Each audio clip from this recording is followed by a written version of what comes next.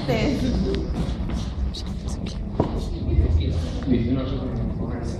Buenos días. Estamos muy agradecidos de formar parte de este encuentro. Nosotros, Carolina y yo, formamos parte del grupo Danza Abismal, un grupo de danza contemporánea que se caracteriza por intervenciones urbanas. Y bueno, en realidad, aclarar que estamos empezando con una pata que es de investigación, donde queremos compartirles algunos principios tentativos de conclusiones teóricas que estamos sacando. El título de la ponencia es "De los bordes a los abismos en el contexto posmoderno de las artes del movimiento". Y termina con una pregunta que dice: ¿una aproximación entre danza y vida? Haciendo un recorte del título, en primer lugar, aclarar que nosotros nos encontramos en este momento precisamente en el paso de los bordes hacia los abismos, en esa zona intermedia, en esa zona donde uno pasa el borde, pero todavía no sabe muy bien de qué se trata esto de los abismos. Eso parte de una intuición personal, de una búsqueda. No trabajé estos conceptos a partir de otros autores. Sí, lo que a mí me interesó diseñar es una metodología de composición dentro del contexto posmoderno, composición en danza. Este contexto posmoderno tomo ideas tardías. Ella básicamente habla de una acción de posestética que tiene que ver con la estética que surgió después de la modernidad. La modernidad tenía carácter dialéctico, se trabajaba con fundamentos que podían reemplazarse uno al otro cuando entraban en diálogo. En cambio, en la posmodernidad nosotros tenemos tensiones y cosas que conviven de manera múltiple y mucho más compleja. Entonces, podemos hablar que nos encontramos en un contexto donde el cuerpo y la obra como cuerpo está definida por fuerzas en tensión. Tomando las ideas de Nietzsche, Díaz dice que esas fuerzas en tensión luchan por el poder. Entonces, en síntesis, estamos hablando de una obra o de una experiencia performática, de una intervención que tiene carácter corporal, en tanto forma un cuerpo con todas las fuerzas que entran en tensión, que luchan por el poder. Que me apetiza así, vamos a ver. Buenos días. Bueno, continuando con lo que Roberto está exponiendo, ampliando un poco el marco teórico, yo lo que voy a desarrollar es breve dentro del marco teórico, es el campo propio de la danza, en donde nos alineamos con la teoría de la poshistoria en danza, y luego voy a simplemente especificar lo que sería para nosotros los ejes centrales de danza, que es el cuerpo, uno de los elementos centrales de la danza, y hablar del concepto de cuerpo encarnado. Bueno, como bien dijo Roberto, nosotros nos encontramos en un contexto posmoderno. Entonces, una danza que no está ajena a este contexto. Bailarines y coreógrafos en los años 60, en lo que sería New York, se empezaron a cuestionar y a buscar nuevas concepciones del cuerpo y nuevas formas de interpretar y de representar lo que sería en este caso el lenguaje del arte del movimiento. Esto se inicia dentro del grupo, para el que no lo conoce, de la Jackson Church, como bien dije, en los años 60.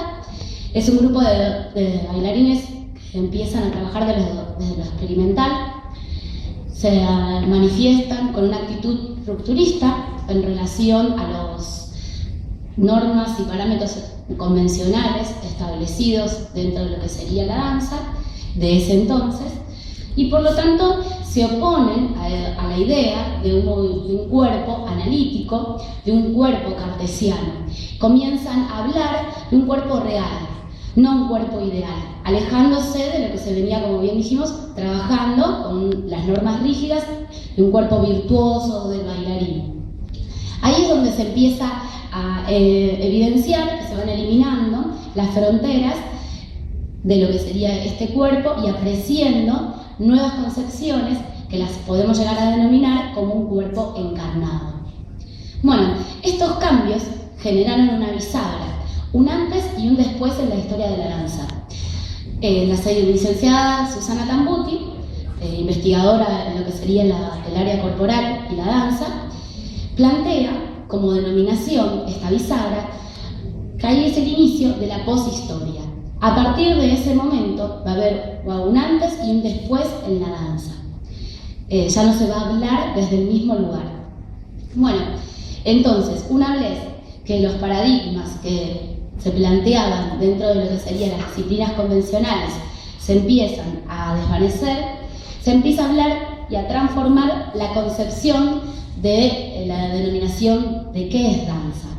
Y ya obviamente hablamos de una danza emancipada.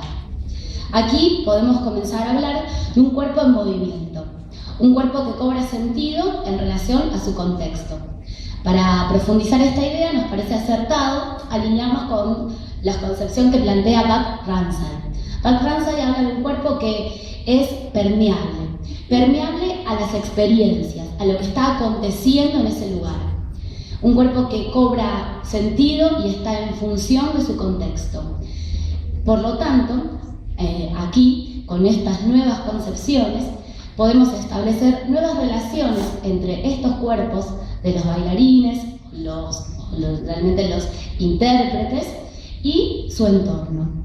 En conclusión, podemos decir que esta nueva mirada dentro del mundo de la danza es un gran estímulo para ir en busca de nuevos dispositivos de experimentación, nuevas concepciones para el plantearse el movimiento o el lenguaje escénico.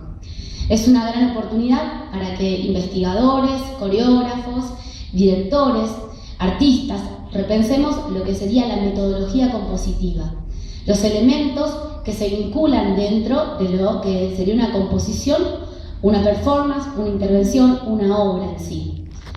Y también redefinir las relaciones existentes entre el espectador, entre el público, y qué interacción social comienza a despertarse en estas nuevas concepciones. Eso es más o menos lo que podríamos llamar, y la conclusión de nuestro marco teórico, o sea, desde donde nos posicionamos a hablar de lo que es la experiencia de, lo que Roberto va a continuar diciendo. Bueno, con este marco teórico nosotros ahora vamos a pasar a las dos unidades de análisis. Una tiene que ver con lo que fue mi tesina de graduación, que era una obra escénica, de la que vimos algunas imágenes, que se denominaba Entres Cuerpo Obra, donde yo llegué a partir de estas inquietudes de cómo generar unidad en un contexto tan fragmentado como el posmoderno, llego a la noción de bordes.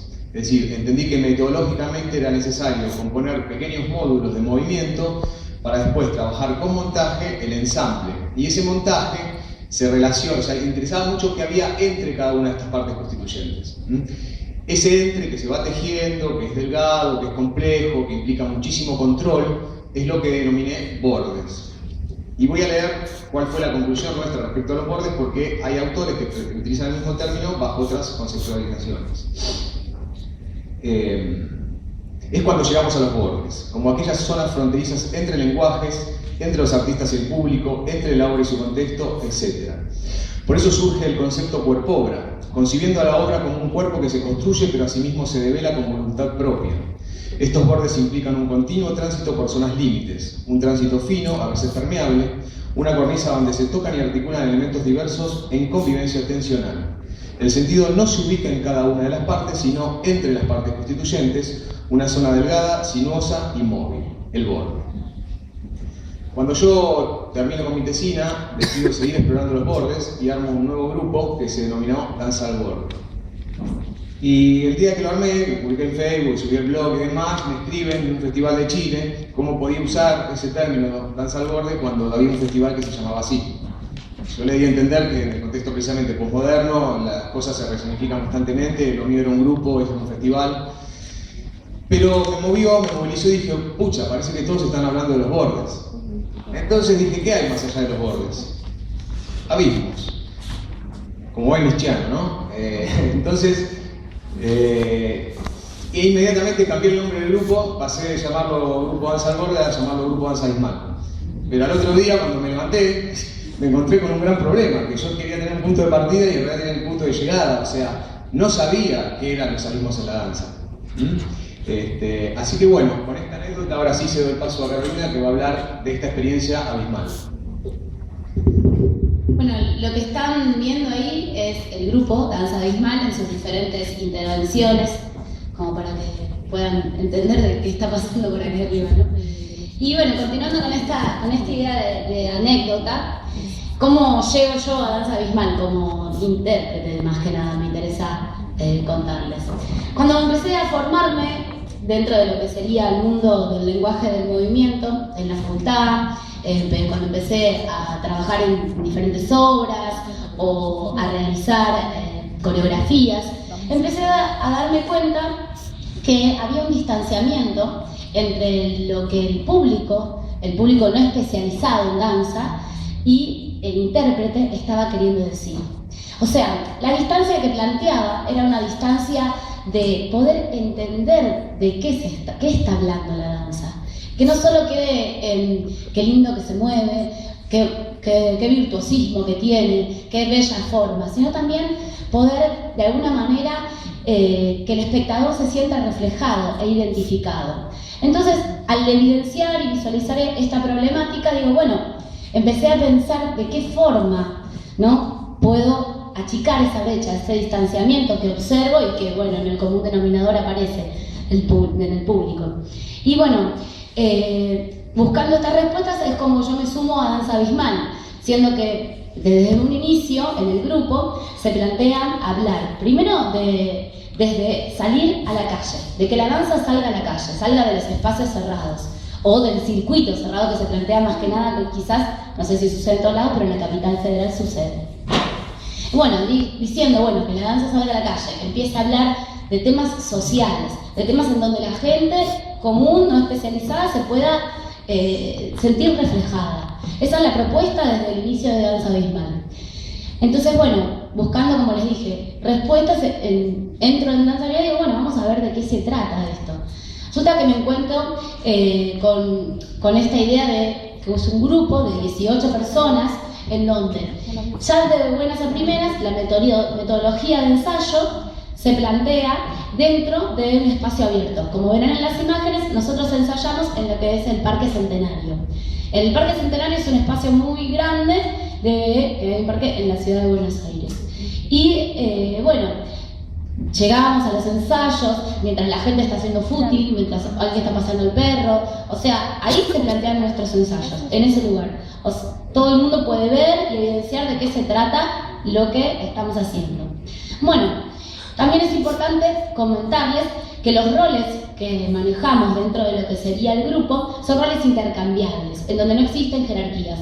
Si algún integrante desea o tiene ganas de realizar alguna problemática que le interesa tratar o algún dispositivo de acción de movimiento que desea, se viene, se trata, se analiza, se lleva adelante.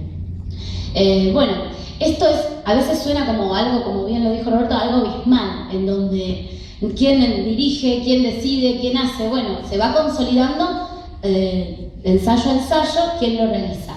Y aparte de eso, nos organizamos en comisiones de trabajo. Comisiones ¿de qué eran las comisiones? Dirección General, Gestión, Prensa, Logística y Comisión Artística.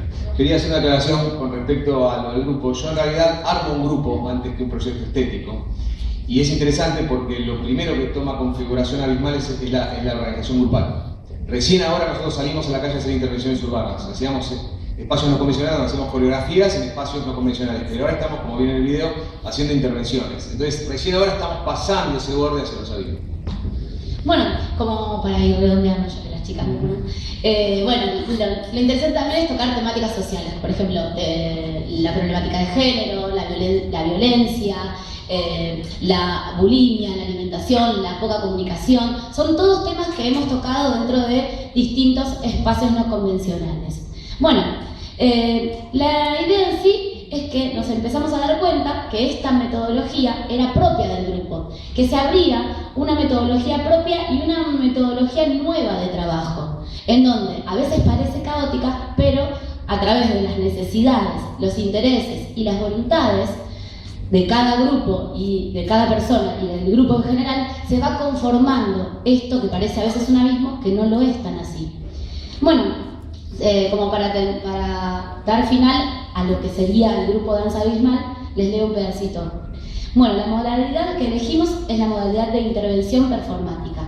en sus diversos formatos, para abordar la escena que implica esto nuevos dispositivos, menor control, mayor atención escénica, un estado de alerta sensorial y kinético, que hace ahora difusa toda frontera, toda clasificación. Las performances están encarnadas en su contexto. Es imposible separar en el acto de intervención entre artistas y espectadores. La relación con el público es motivo de reflexión. Los intérpretes intervienen, pero también son intervenidos por su entorno escénico. No es posible diferenciar entre acciones y reacciones. Se diluyen los bordes, aparecen los abismos, lo que ahora nos deja en una inconclusa, incierta y novedosa experiencia escénica, queriendo y teniendo como uno de los objetivos acercar la danza a la vida. Bueno, ahora sí, para terminar, simplemente decirles que vamos a repartir después unas hojitas, o ahora mismo, pero que las pueden llenar cuando estamos haciendo el debate, porque para nosotros la conclusión entre la relación de la danza y la vida y lo que hemos expuesto, nos gustaría que la den ustedes, porque no la tenemos. Simplemente entonces también es consecuente con este formato abismal donde los bordes los atravesamos. Nosotros queremos que en realidad esto se termine de configurar con el público. Muchas gracias.